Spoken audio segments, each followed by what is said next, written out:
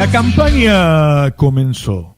Por estos días, el discurso de la oposición y de sus periodistas y presuntos intelectuales es que si gana el Frente de Todos, se acaba la democracia y llega el autoritarismo. Ese es de por sí un discurso preocupante, porque significa que si gana el Frente de Todos, el oficialismo no será visto como democrático. Y ya sabemos qué pasó en la historia cuando nuestra derecha acusó a un gobierno popular de autoritario. Aunque a ellos no les importe argumentar, podemos revisar su premisa. ¿Qué hizo el peronismo en el poder? ¿Fue autoritario? ¿O respetó la independencia de poderes? A ver, Cristina mandó la resolución 125 al Congreso y perdió. ¿Y qué hizo?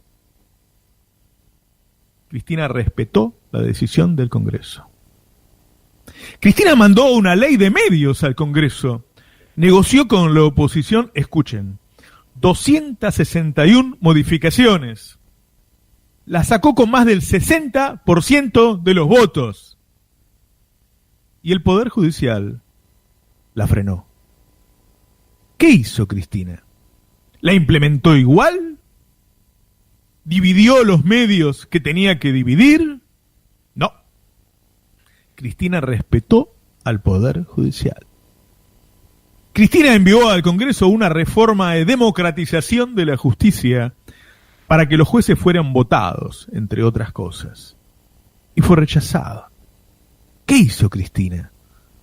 Cristina se la bancó. ¿Y Alberto? Bueno, Alberto quiso expropiar Vicentín para salvar empleos y pequeños productores. Y un juez se lo frenó. ¿Y qué hizo Alberto? ¿La expropió igual? No. Alberto respetó la decisión del juez.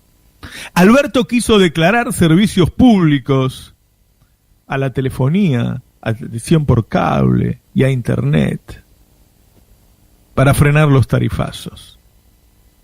Y un juez no se lo permitió. ¿Qué hizo Alberto? Respetó lo que dijo el juez. Los medios tratan a Alberto de autoritario, de títere, de genocida, de corrupto. ¿Y qué hace Alberto con los medios? Alberto los respeta, se la banca, le da la misma o más pauta que a otros y hasta les da entrevistas. Nunca visto. Alberto, para cuidar a la población de una pandemia, suspendió las clases presenciales por 2 semanas y la Corte lo frenó. ¿Qué hizo Alberto? Aún en esa circunstancia dramática, Alberto acató la orden judicial. No ha habido una sola mancha en el carácter democrático del gobierno de Alberto, ni una. No puede decirse lo mismo del gobierno de Juntos por el Cambio y de Macri. Macri intentó meter 2 jueces nada menos que de la Corte Suprema por decreto. Macri obligó a renunciar a la Procuradora General e impuso un Procurador General por decreto. Macri se reunió más de 20 veces con un juez que intervenía en las principales causas contra Cristina, como Mariano Borinqui. Y otras veces con Hornos, con Ple y otros integrantes del Poder Judicial que actuaban contra la oposición. Armó una mesa judicial, armó un sistema de espionaje de la oposición y también de sus compañeros para extorsionarlos. Encarceló a decenas de opositores, como en Nicaragua, ¿viste? Los expuso al escarnio público, los espió en la cárcel, en sus charlas con familiares y hasta con sus abogados, violando así el derecho a defensa.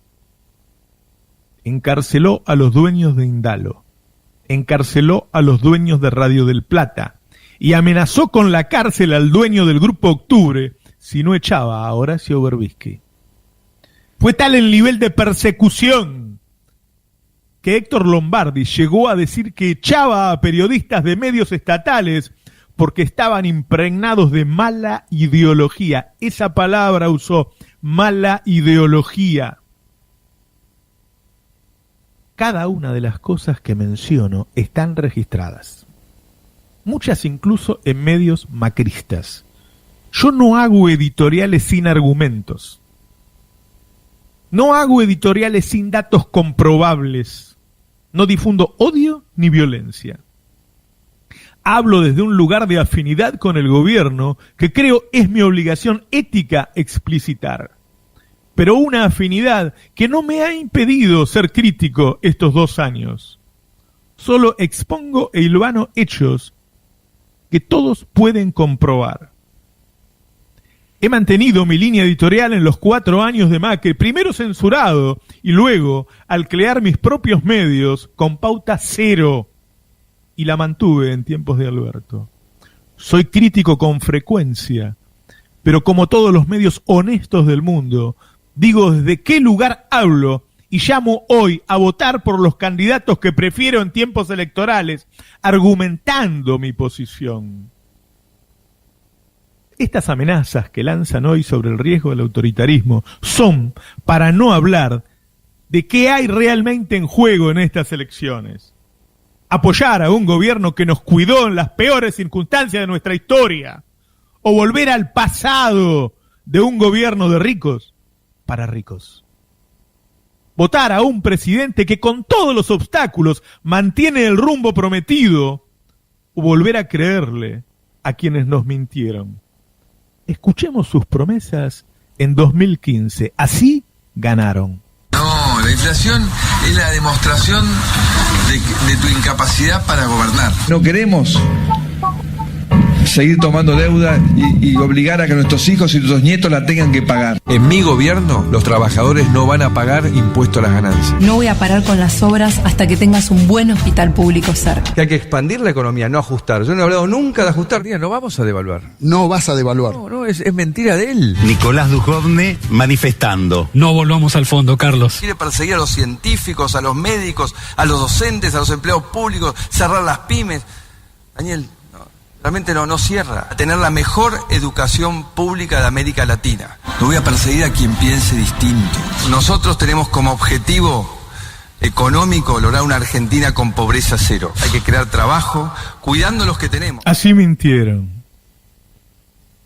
Como van a volver a mentir en esta campaña. Nada de eso se cumplió. Duplicaron la inflación, duplicaron la deuda hasta dejarnos en default. Duplicaron la cantidad de trabajadores que pagaban impuestos a las ganancias. Hicieron un terrible ajuste. Devaluaron, subiendo el dólar de 9 a 64 pesos. Volvieron al FMI. Persiguieron a los científicos, persiguieron a los docentes, a los empleados públicos. Cerraron miles de pymes. Duplicaron la pobreza y el desempleo. Esto es lo que pasó. Estamos en el camino de intentar terminar con la inflación. Nos ha costado más de lo que imaginé. Argentina y Turquía son los que más la han sufrido. El país sudamericano, en principio, es quien encabeza la lista mundial de devaluaciones de monedas de mercados emergentes. Se habla de alrededor del 95% de depreciación del peso. Una tasa de desocupación a nivel nacional del 9,1%. Y que sobre todo es muy elevada, más de 2 dígitos en los centros urbanos industriales. ¿Qué es esto de universidades por todos lados? Nadie que nace en la pobreza en la Argentina hoy llega a la universidad. He decidido iniciar conversaciones con el Fondo Monetario Internacional para que nos otorgue una línea de apoyo financiero. No voy a abrir un hospital nuevo más. Hay que pagar con alegría más impuestos a las ganancias. Destruir el sistema científico y tecnológico condena a la Argentina a ser un país pastoril. ¿Cuántas empresas pymes cerraron? Son 24.500 pymes en estos últimos 4 años. La pobreza en la Argentina por ingresos subió y que estaríamos alrededor del 32%. Era mentira que podían tener calefacción, que podían tener electricidad, que podían tener servicios y no había tarifas reales. Ahora la desaparición es a través de la política, a través de lo mediático, de la articulación de lo mediático y la proscripción. Eso es lo que pasó. Eso es lo que pasó. Prometieron bajar la inflación y la duplicaron. Prometieron no devaluar y devaluaron. Prometieron crear empleo y duplicaron el desempleo. Sin ningún problema, los que habían prometido universidades decían que no iban a abrir universidades. Los que dijeron que iban a abrir hospitales no tenían ningún problema en decirte en la cara que no iban a abrir hospitales. No tenían ningún problema el presidente desde el Congreso amenazando a Baradel. Eso hicieron. En la campaña prometen felicidad y luego te dicen que vivías una mentira. Le hiciste creer a un empleado medio de que su sueldo medio servía para comprar celulares, plasmas, autos, motos e irse al exterior, porque eso tuvo una ilusión, eso no era normal. Era mentira que podían tener calefacción, que podían tener electricidad, que podían tener servicios y no había tarifas reales. No caigamos de nuevo en sus engaños. Cuando Macri asumió, desde el primer día gobernó para los ricos y perjudicó a los trabajadores. Asumió y eliminó las retenciones al trigo, al girasol y al maíz, al tiempo que subió el dólar en un 50%. Ni bien asumió, eliminó el impuesto a la riqueza, que rige en todo el mundo. Eliminó el impuesto a los autos de lujo, eliminó el impuesto al champán. Y a vos te subió el gas un 2000%, el agua un 2500% y la electricidad un 3000%. Le sacó los remedios a los jubilados y las compus a los chicos. Bajó el presupuesto de ciencia y educación. ¿Y qué hizo Alberto? Repuso las retenciones, repuso el impuesto a la riqueza, volvió a poner el impuesto a los autos de lujo. Y con esa guita de los ricos, te devolvió a vos los medicamentos a los jubilados. Y más que antes, porque ahora hay medicamentos gratis para todos los jubilados. Y le devolvió las compus a los chicos, y subió el presupuesto de educación y de ciencia, con una caída del PBI del 10%, fruto de la pandemia. El desempleo solo subió un 1%, porque cuidó del empleo de los argentinos con desembolso del Estado, que según organismos internacionales fueron los más importantes del mundo. La herencia de los 4 años de Macri fueron 8 millones de argentinos comiendo en comedores. Una deuda gigantesca y hasta 100 años en default. El Banco Central vacío de reservas. Otra vez la dependencia del FMI, ahora con una deuda absolutamente impagable. Desempleo y pobreza récord para tiempos normales. Y todo eso porque nunca tuvieron un plan económico. Tuvieron un plan de negocios. Y muchos de esos negocios eran de Macri y su familia y sus amigos. El negocio de los peajes, el negocio de los parques eólicos, el negocio de los tarifazos para sus socios y testaferros, la importación de gas para Shell. Y si vuelven, ¿qué van a hacer? Si usted gana las elecciones, ¿va a cambiar su política en algo fundamental o va a continuar exactamente como hasta ahora? Voy a tratar de ir en la misma dirección que estamos lo más rápido posible. ¿Está bien? Te lo está diciendo. Te lo está diciendo. ¿Y ahora quieren más legisladores? ¿Para qué? Mira, el Frente de Todos sacó a favor de los trabajadores, entre otras cosas, por citar algunas, la ley de zonas frías, para que la gente que vive en zonas donde tiene que tener prendida la calefacción prácticamente todo el año, pague menos de gas. La del impuesto a las ganancias, que realmente hizo que la gente, los trabajadores, paguen menos de impuesto a la ganancia, ahora sí. La de baja del impuesto a las ganancias a las pymes, la de aporte de las grandes fortunas, la ley de moratoria, la nueva reforma previsional.